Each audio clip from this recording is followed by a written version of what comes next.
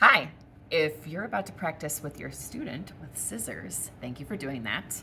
This is what you're going to need. You're going to need a piece of paper for them to cut, a marker to draw lines for them to cut, a pair of child-appropriate scissors, preferably rounded tip and metal, and if you'd like, something to trace for shapes. If it is the first time that your child is cutting, it's great to just start with lines.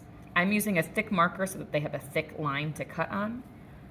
If you think this is going to be too easy, you can make the line a little bit wobbly. That makes the difficulty more intense. If you have practiced multiple times with your child, you can give them shapes instead. That is even more complicated.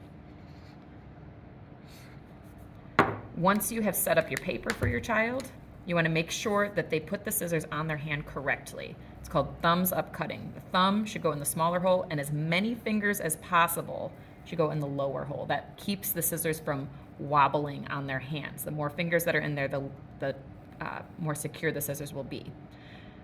Young children often try to turn their hand upside down when they're cutting, and so this is why an adult should monitor them to make sure that you tell them, nope, thumbs up, always. The other thing young children will do is when they're cutting, they'll start to turn and start cutting towards themselves.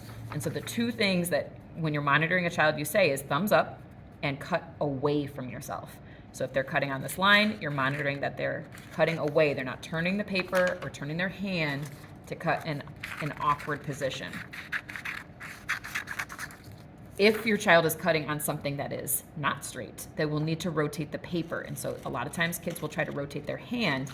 Instead, encourage them to rotate the paper with their other hand. Their other thumb should be up holding the paper and turning it.